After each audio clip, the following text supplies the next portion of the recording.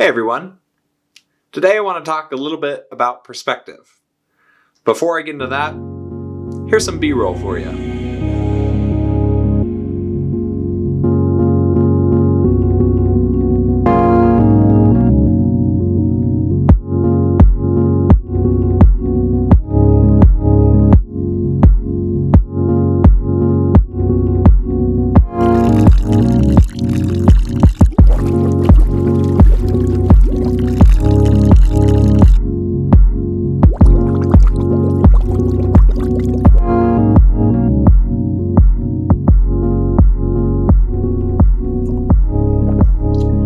I've got a question for you. Is this glass half full or half empty? In all reality, the answer to that question is a matter of perspective. And that's what I want to talk about today. From where I sit, I see a ton of opportunity for a lot of good to be done over the next couple months, regardless of what our reality is. During times like this, where there's a big crisis occurring, it can be really easy to think, what can I do? Or how can I be involved? Or how can I make an impact? I'm so small. Today, I want to share a couple of examples from my life of how you can get involved and make an impact. I also want to introduce you to a couple friends of mine who are doing the same thing in their areas of influence. So let's get started.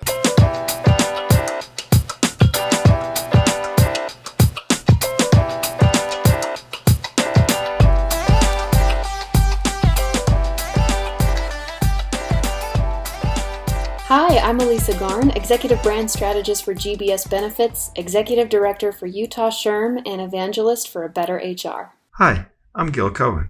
I'm an employee experience advocate and a purveyor of professional empathy. I'm the founder of Employee Experience Design, where our mission is to make the world a better place to work. You cool cats and kittens. My name is Mickey Lovelace, and I am a human and employee experience entrepreneur. I've been holding HR roles for about 10 years with a passion around mental health and wellness within the workplace.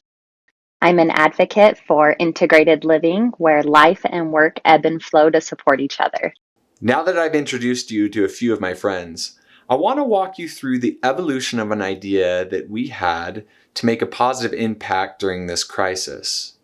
Now, look for how quickly the snowball effect occurred that transformed a small idea into something that could really make an impact very quickly. So on March 11th, I reached out to a friend of mine on LinkedIn named Olson. I wanted to see if he wanted to collaborate on an idea that I had to help people transition from in-office to remote work. And this is what he said.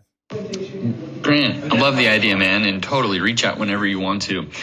Quick thought, I'm not sure that Motivosity's marketing team right now would be super interested in doing something like this, and that's probably who it would lie with.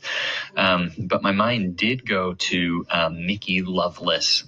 So Grant reached out to me on Friday. We had never met before. He knew that I was a remote work enthusiast. He is the same, and we wanted to help educate with our research that we had been doing around remote work.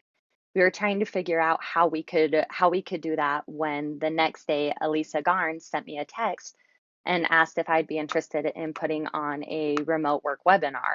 When coronavirus hit us, and we're all responding to that some of us effectively, some of us ineffectively, I had mentioned to her, it'd be really great with all of the research that you've been doing and all of your ideas and your passion for this to host a free webinar and just share some of that knowledge with others who are struggling with navigating these really new waters. Elisa is always passionate about educating and elevating, and so her approach was to connect people with resources and education.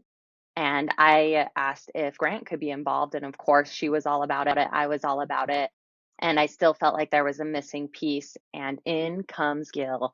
On March 19th, as you can see, Mickey sent me out a message inviting me to collaborate on a webinar with her. It was something that I was very excited about because, one, Mickey is awesome, as can be seen by the fact that she created this great workspace, and also that she just brings a lot of great ideas to the table. I had discussed with her previously the possibility of collaborating, so this was something that was of great interest to me. So in a matter of few days, The idea that I first connected with Jared about was up and running and ready to go.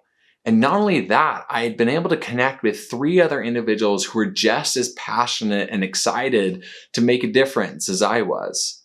I want to share with you a couple highlights from that conference. I think you're really going to enjoy it. Well, I am Dave Olson, and I'm the founder and CEO of Nimble, and I work closely with Grant. And we are become the accounting department for small businesses who don't want or need full-time accounting employees. So we pretty much handle everything from bookkeeping to payroll, payables, financials, tax, all that kind of stuff. When you make these selections, especially because it's so critical to the hands-off approach to building your tech stack and that experience for your employees and your clients, tell me about your process of when you make those selections and how you decide which one's going to be the best fit for you. Yeah, all those things you mentioned are good. I mean, having a sales pitch, you got to at least get the basics in that way. Talking to other people who are using it. So those are a good starting point. For us, experimentation is probably the biggest thing. Like we're not afraid to try something, just implement it maybe on a smaller basis with just a few people or a couple people, and to see how their experience is, and then gradually roll it out to the rest of the team. And we're also not afraid to change either. Like if we roll something out, it's not working, let's try something else. We'd rather invest time in finding the right tools. So within journey mapping, what's so cool about it is the visualization quickly drives you to insights. So when Gil and I finished this map, let's go back 2 slides here. When we finished this map, Gil saw this red smiley face and gathered an insight very quickly. And I saw all of this yellow and gathered an insight very quickly. So that's the visualization of journey mapping that is so valuable. The journey mapping that Mickey and I have been talking about is one of the tools available for you during the empathize stage, where you're trying to gain inspiration, and the inspiration you're trying to gain is from the end user. So ultimately, to gain that inspiration, you have to empathize with them. Journey mapping is one of those ways to do that, because that will create the inspiration to define whatever the problem is. It really is this iterative process. This isn't just like, hey, let's sit down for a month and design, and then let's sit down and we'll build it, and then we'll put the furniture in place. This is happening constantly. And what we've seen at Nimble is that as we keep that constant progression up, that's really how we've been able to build such a strong, successful company that really, if you tuned in this morning and heard the CEO of the company, Dave, nothing has really changed for us. But that's because we've really been able to put time and effort into it as we've looked at these 3 different processes. So don't just think of these as like one thing at a time and then like A plus B plus C. They're all occurring at the same time, and it can have a big impact if you focus in that way. Yeah. Culture, values, the employee experience, employee value proposition. This is something that I'm hyper passionate about.